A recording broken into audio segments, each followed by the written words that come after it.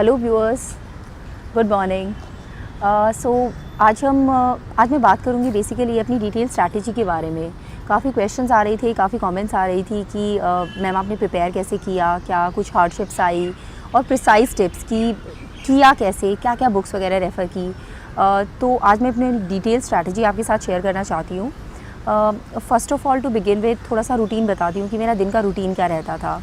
तो मेरा रूटीन रहता था कि मैं 10 से लेके 4 बजे तक सोना रहता था मेरा, और ये मैं I use to stick hardly to it, I mean hardly as an strictly to it. तो 10 बजे सोना, 4 बजे उठना। बीइंग अ मॉर्निंग पर्सन, सुबह मेरी पढ़ाई अच्छी होती थी। 4 बजे उठने के बाद रात को 10 बजे तक सोने तक आप डेली रूटीन एक्टिविटीज़ का थोड़ा टाइम निकाल दीजिए, खाना पीना और नहाना वहाना। उसके अलावा जो बचा हुआ टाइम जाता था वो सारा एक्चुअली रियली डेडिकेटेड वाली स्टडीज़ में ही जाता था। कई बार ऐसा होता था कि व्हाट्सएप वगैरह के कारण या इसके कारण डिस्ट्रैक्शन होता था, तो मैंने अपना व्हाट्सएप डिसेबल कर दिया था।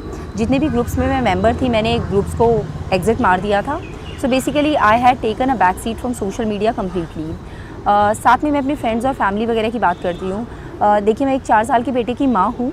जब मैंने अपनी पढ़ाई की शुरुआत की तो एक इमोशनल आउटबर्स्ट भी आता था, क्योंकि मैं अपने बेटे से अलग रह के पढ़ाई कर रही थी। तो शुरुआत में मैं क्या करती थी कि मैं उससे वीडियो चैट वगैरह करती थी, बट आई फाउंड कि उससे मैं और ज़्यादा डिस्टर्ब रहती थी, बिकॉज़ ज़्यादा इन्वॉल्व होने से वही थॉट्स माइंड में रहते थे। तो मैंने फिर और थोड़ा सा हार्ड डिसीजन लिया। I completely stopped interacting with my son, with my mother, father, everybody. मैं अपनी मासी के यहाँ रह के, गाँव में रह के तैयारी कर रही थी, और मैं लिटरली किसी से बात नहीं करती थी। और functions, any celebration, phone calls, और मैं सबसे मैंने नाता तोड़ दिया था। तो मेरा आप 10 से 12 घंटे लगा सकते हैं कि हाँ, 10 से 12 घंटे डेडिकेटेड स्टडी के निकल जाते थे। उसके बाद मैं बात करती हूँ अभी छोटी छोटी चीज़ों की और बुक लिस्ट वगैरह की। देखिए, when it comes to book list, मैं आपसे सिंसियरली अर्ज करूँगी कि मैं आपको बिल्कुल ऑनेस्टली जो मैंने पढ़ा है सिर्फ वही बता रही हूँ। आप ये मत मानिएगा कि अच्छा ये कैसे हो सकता है, इसने ये नहीं पढ़ा या वो नहीं किया। तो मेरी बुक लिस्ट इस तरीके से है। क्लास 6 की जो एक सोशल साइंस की बुक है वो मैंने कंप्लीट पढ़ी थी, जिसमें कुछ ज्योग्राफी का पोर्शन है और कुछ हमारा हिस्ट्री वगैरह का पोर्शन है, Harappan culture etcetera etcetera. Somehow क्योंकि मैंने इस बुक से स्टार्टिंग की थी, तो I don't know it's extremely important और नॉट, बट ये वाली बुक क्योंकि मैंने एक बार कर ली थी तो मैंने मल्टीपल टाइम्स रिवाइज़ की थी क्लास 6 की सोशल साइंस की बुक। इसके अलावा लोग बोलते हैं क्लास 6 to 12 सारी NCERTs करनी होती हैं।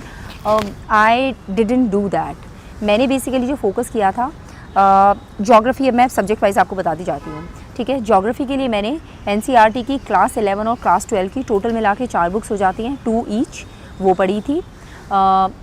हिस्ट्री के लिए मैंने इंडियन मॉडर्न हिस्ट्री के लिए जो अपनी छोटी वाली स्पेक्ट्रम आती है, डार्क ग्रीन कलर की छुटकू सी किताब है, वो पढ़ी थी मैंने। जो अपना एंशिएंट वगैरह का पार्ट रहता है, एंशिएंट एंड मेडिवल हिस्ट्री, उसके लिए तमिलनाडु बोर्ड की जो क्लास 11 की बुक है, I don't know whether you will get it hard copy और नॉट, बट वो मैंने PDF डाउनलोड कर लिया था। उसी में हाईलाइट करती रहती थी, कमेंट्स वगैरह ऐड करती रहती थी, और उससे मैंने एंशिएंट और मेडिवल कवर किया था। I found this book very useful. इस बुक में एक्चुअली आई फाउंड कि ऑलमोस्ट हर सेंटेंस से आपका एक ना एक MCQ बन जाता है, स्पेशली रिगार्डिंग वो कितने जो हमारे ऑफिसर्स के नेम होते थे मेडिवल टाइम्स में, अपना मनसबदारी सिस्टम, विषयपति, और जो भी अपने नाम वाम होते थे, मनसबदारी सिस्टम, ये वो, और लिटरेचर के सारे, कौन सी किताब किसने लिख रखी है, अकबर के ज़माने में कौन सी किताब लिखी गई, ये सब हर एक सेंटेंस से MCQ बन सकता है। भक्ति मूवमेंट और अपने जो कर्नाटक वॉर्स, मैसूर वॉर्स, ये सब मैंने इस किताब से किया था। आर्ट एंड कल्चर के लिए मैंने नितिन सिंघानिया की किताब रेफ़र की थी। ये थोड़ी मोटी किताब है और बहुत ज़्यादा इन्फॉर्मेशन है इसमें, हर एक सेंटेंस में बहुत सारी चीज़ें दे रखी हैं। तो मैंने दिल लगा के तसल्ली से इस किताब को किया था। बट मेरी आपको ये एडवाइस रहेगी कि आप बहुत ज़्यादा इस पे रिलाय मत कीजिए, नॉट इन टर्म्स ऑफ कि इस बुक के कंटेंट पे, बट आर्ट एंड कल्चर इतना एक्सट्रीमली वाइड टॉपिक है। आई फाउंड कि जितना मैंने उसमें मेहनत लगाया था उतना उसका आउटपुट नहीं आया। So output input ratio when we see, वो इसका थोड़ा सा कम था। सो माय रिकमेंडेशन इज़ कि सम पीपल से NCERT की जो आर्ट वाली बुक है, आई थिंक क्लास 11 की है, दैट इज़ क्वाइट गुड, तो perhaps you can go for that. Polity की बात करें तो ऑफ कोर्स लक्ष्मीकांत। कुछ लोग लक्ष्मीकांत के साथ DD बसु रेफ़र करते हैं, मैंने नहीं की थी। मैंने लक्ष्मीकांत का एक वर्ड किया था, कोई और बुक नहीं की थी।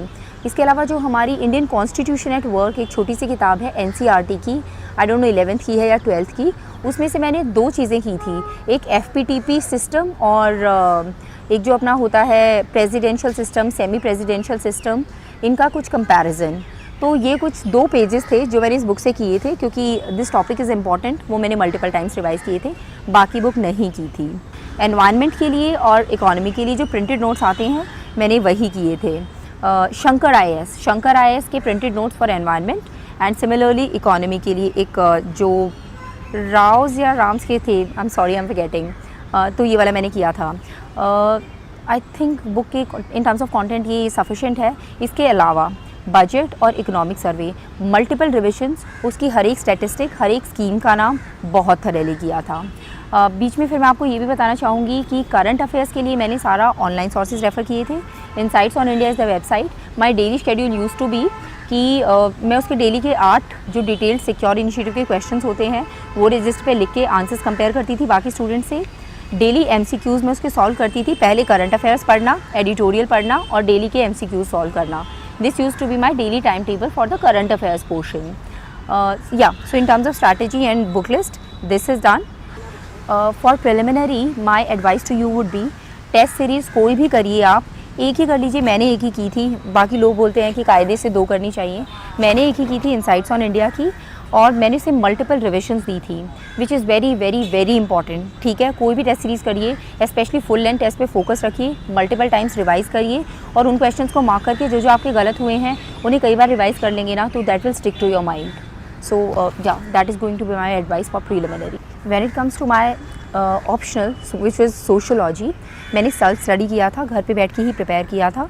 तो मैंने क्या था, मैं मार्केट से जाके नोट्स ले आई थी 3, एक उपेंद्र सर के नोट्स जो उनके हैंड रिटन नोट्स मिलते हैं मार्केट में, एक महापात्रा सर के नोट्स, और इसके अलावा मैंने कुछ बुक्स ले ली थी, हरलम्बोस मोटे वाली ली थी, डार्क ब्लू वाली। तो ये 3 मेरे मेन सोर्सेज थे और मल्टीपल टाइम्स इन्हीं चीज़ों की मैंने रिवीजन ली थी। महापात्रा सर के नोट्स को मैंने सिर्फ पेपर 2 के लिए पढ़ा था और उपेंद्र सर के नोट्स को मैंने पेपर 1 पेपर 2 दोनों के लिए पढ़ा था। और जो अपनी हरलम्बोस है उसमें से कुछ सेक्शंस हैं, मैं लेटर ऑन आपको उसकी डिटेल दे दूँगी कि कौन से पेज वाइज मैंने पढ़े थे। ये मेरी स्ट्रैटेजी थी। ये सब पढ़ने के बाद कुछ समझ आना शुरू हो गया था। Being a science student, humanities थोड़ा पढ़ना खुद से टफ हो रहा था, लेकिन लेटर ऑन जब जाके मैंने टेस्ट सीरीज़ ज्वाइन की तो जो डाउट थे they are also got clear. So this was my strategy for optional. एक और मैं बताना चाहूँगी, मेंस आंसर राइटिंग के पर्सपेक्टिव से 4 चीज़ों का ध्यान रखिएगा। करंट अफेयर्स से लिंक करिए, use a lot of statistics, use the names of committees, expert committees which are constituted for various subjects, and use a lot of diagrams, be it flow charts or any other picture. Okay, so these all things will enrich your mains का answer. इसके अलावा मैं आपको ये कहना चाहूँगी कि देखिए प्रॉब्लम्स बड़ी आई थी, ठीक है, और बीच में बहुत बार ऐसा महसूस होता था you will not be able to do it. आपको ये ना लगे कि हाँ हर कोई टॉपर यही कहता है कि मुझे विश्वास नहीं था मैं बन जाऊंगा, ये मैं आपको जेन्युइनली दिल से और ऑनेस्टली बोल रही हूँ। बहुत बार ऐसे थॉट्स आते थे, गिव इट अप, तू कहाँ इतनी लंबी जॉब करने के बाद अपना इतने लंबे समय और छोड़ के आ गई है। बट उस टाइम पे मैं अपना सिर्फ और सिर्फ माइंड में अपना एम लाती थी, जिस एम के साथ, जिस जज्बे के साथ शुरुआत की थी, लेट मी कंटिन्यू दैट। और अपने कई बार फ्रेंड्स वगैरह से बात कर लेती थी, भाई से, पापा से, माँ से, और रोना आता था तो रो के निकाल देती थी। सो मतलब इन सब तरीक़ों से मैंने अपने आप को मेंटली प्रिपेयर किया। लास्ट ईयर के जो टॉपर्स वगैरह होते थे उनके इंटरव्यूज़ वगैरह काफ़ी पढ़े थे, उनमें से कुछ टिप्स ली थी। So ya people, this is my strategy, this is what I followed. बाकी आपके कुछ क्वेश्चंस रहते हैं तो I will be ready to answer them in comments. So wish you all the best.